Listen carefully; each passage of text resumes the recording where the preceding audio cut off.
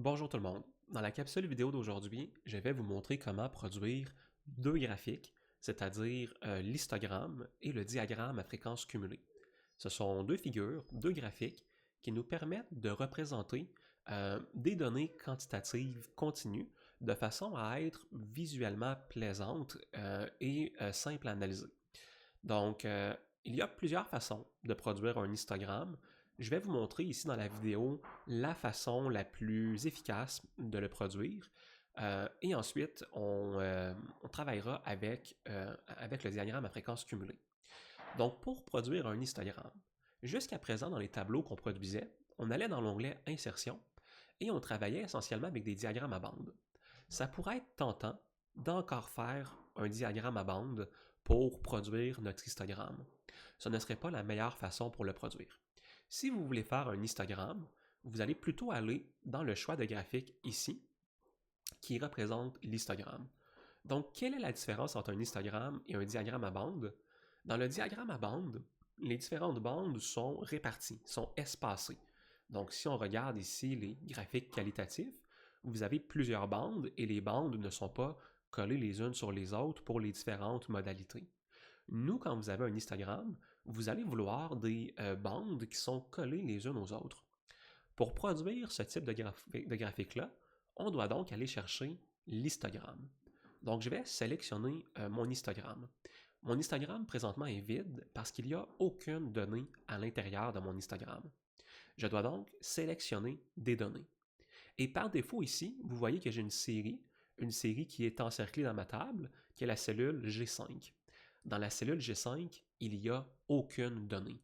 Donc, comme il n'y a aucune donnée dans la cellule G5, eh bien, mon tableau est incapable, en fait, ma figure est incapable de produire un histogramme. Je dois donc aller chercher des valeurs. Pour créer un histogramme, nous n'allons pas utiliser les valeurs des données que nous avons groupées par classe ici. Pour produire l'histogramme, on doit aller chercher les valeurs brutes de notre base de données. Donc, produisons un histogramme à l'aide de notre base de données. Donc, dans mon onglet ici, Données, dans mon onglet Données, je vais aller chercher la colonne qui m'intéresse. La colonne qui m'intéresse, moi ici, ce sont les GPA. Donc, une fois que vous avez sélectionné vos données, vous pouvez faire OK. Et maintenant, les données viennent d'apparaître dans un histogramme. Remarquez comment les bandes sont collées les unes sur les autres. Naturellement, on pourrait vouloir maintenant changer un peu les aspects graphiques. Donc, laissez-moi juste changer le titre tout de suite. Donc, figure 1, histogramme de la distribution des GPA pour les étudiants de l'échantillon. Quand vous comparez ici mon histogramme avec les données que j'ai groupées par classe, vous allez tout de suite remarquer quelque chose de particulier, et c'est la façon dont les classes sont générées. Nous, quand on a généré notre donnée groupée par classe comme ça, on a utilisé notre jugement professionnel. Et notre jugement professionnel nous a dit que de classer les GPA par amplitude de 0,5, c'était quelque chose qui faisait beaucoup de sens au niveau de l'interprétation. Excel, c'est un logiciel. Un logiciel ne peut pas interpréter comme nous on le fait. On doit donc ici utiliser un algorithme. Et c'est ce que Excel a fait. Excel a produit un algorithme pour classer les GPA dans des amplitudes de 0,24. 0,24, par contre, ça ne fait pas beaucoup de sens au point de vue intuitif. On va donc vouloir modifier ça pour aller chercher des amplitudes de classe de 0,5. Pour le faire, je dois modifier ici l'élément de mon graphique. Quand je veux modifier un élément, on se rappelle des dernières capsules, que vous devez double-cliquer sur l'élément que vous voulez modifier. Donc, je vais double-cliquer sur l'axe que je veux modifier et ça fait venir les options de format de l'axe. Et dans les formats de l'axe, laissez-moi juste descendre ma caméra pour qu'on les voit comme il faut. Comme ça ici. Donc, dans les formats de l'axe, vous êtes capable de voir les options d'axe et quand vous allez sur l'onglet des trois barres comme ça, vous pouvez voir la façon dont les classes sont produites. Présentement, elles sont produites de façon automatique. Nous voulons déterminer une classe de largeur 0,5 Excellent. Et donc, c'est fait. On a maintenant une classe de largeur 0.5. Et on a maintenant ici les différentes classes. Donc, on a bien fait notre travail. On peut également constater que ce sont les mêmes données que dans le tableau croisé dynamique qu'on avait ajusté. Si je place les étiquettes de données, vous êtes capable de voir 145, 328, 378. Et là, vous allez me dire, Marc-André, problème, je n'ai pas tout à fait le même nombre. Ici, j'ai 145 étudiants entre 0 et 0.5 plutôt que 140. Pourquoi est-ce que je n'ai pas les mêmes chiffres? Eh bien, c'est à cause de l'inclusion. Vous voyez ici dans l'échelle, on inclut le 0.5 dans la première bande, tandis que mon tableau croisé dynamique groupé excluait 0.5. La différence est donc transférée vers, l'autre catégorie, vers l'autre modalité. Vous avez donc ici un histogramme. Pour rendre notre histogramme conforme aux normes de présentation en sciences humaines, on va devoir également noter le titre de nos axes. Donc, ajoutons le titre de nos axes.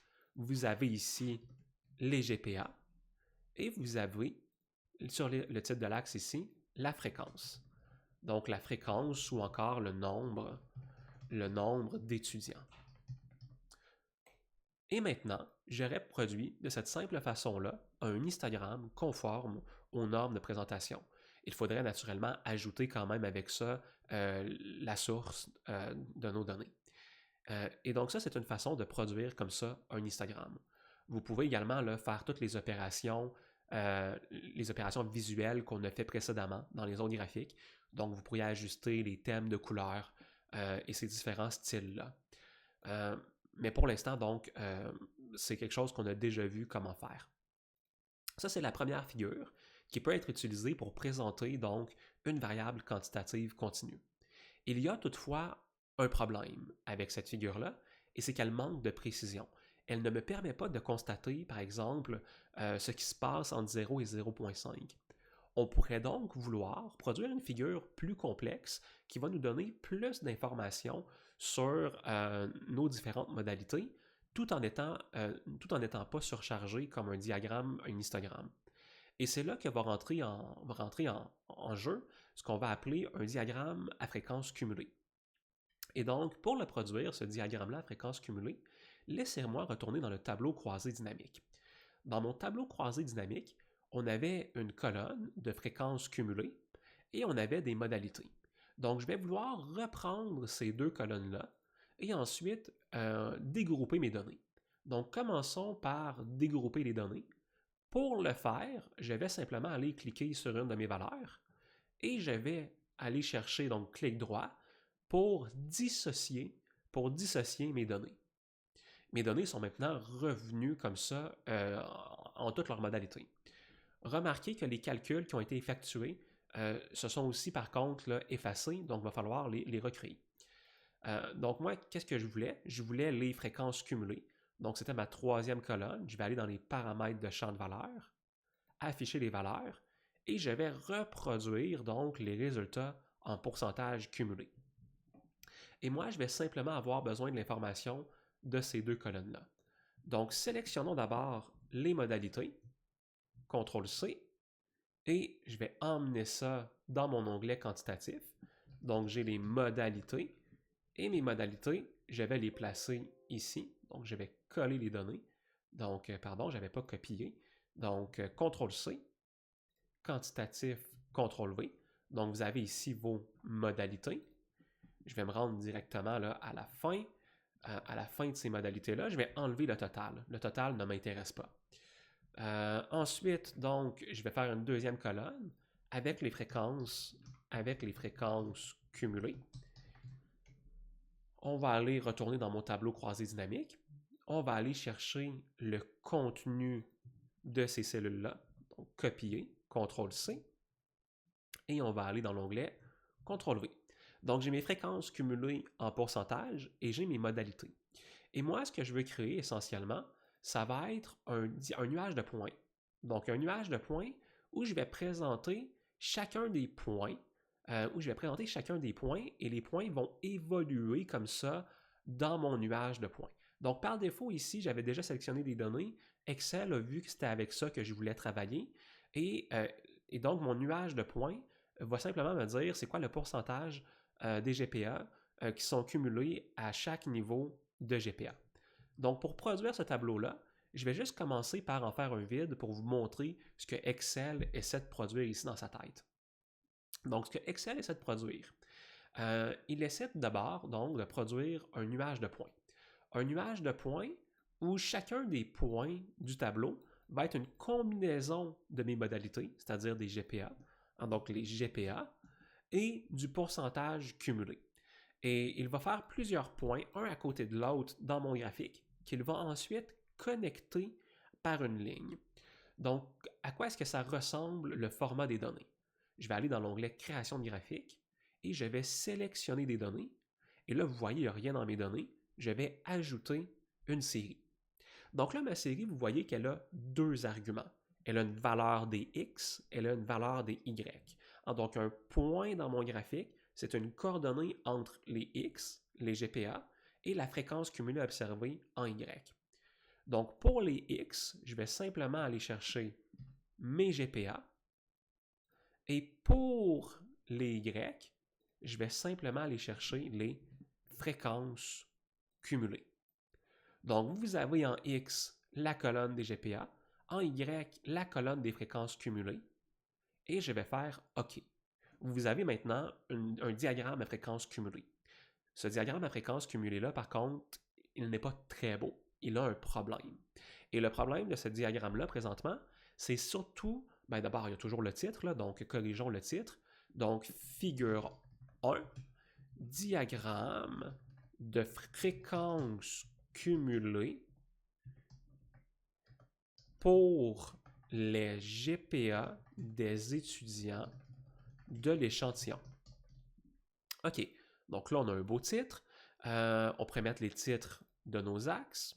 Donc, titre de nos axes, vous avez ici sur l'axe des X, les GPA. Sur l'axe des Y, vous avez la fréquence cumulée en pourcentage. Et maintenant, il faut rendre ce graphique-là un petit peu plus beau.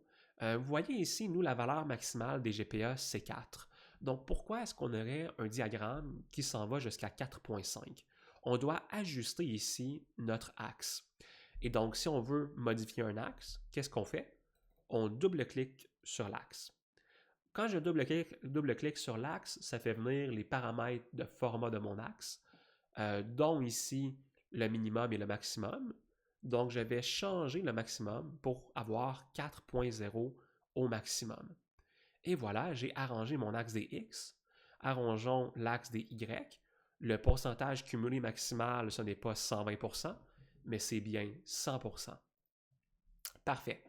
Une fois que ça c'est fait, on pourrait vouloir également corriger l'axe ici, dans le sens où je n'ai pas besoin d'arrondir à 2 chiffres après la virgule pour mes pourcentages, et ça l'alourdit un petit peu mon axe. Donc, je vais changer la présentation de cet axe-là. Donc, encore dans mes formats d'axe, je m'en vais dans les options d'axe ici à droite, et je vais aller dans les nombres. Donc, les nombres qui sont présentés sur mon axe, ce sont des pourcentages avec 2 décimales. Est-ce que je veux 2 décimales? Non. Je veux aucune décimale. Comme ça ici. Voilà. Et donc, vous avez maintenant un diagramme à fréquence cumulée qui respecte les normes de présentation en sciences humaines. Vous voudriez naturellement, par contre, quand même, sous votre graphique, lorsque vous allez présenter ce diagramme-là, inclure vos sources. Donc, les sources doivent être incluses toujours quand vous présentez une figure. Et donc, de cette façon-là, on vient d'avoir ensemble comment présenter un histogramme et un diagramme à fréquence cumulée lorsque vous avez des données quantitatives continues qui sont groupées par classe ou qui ne sont pas groupées dans le cas du diagramme à fréquence cumulée.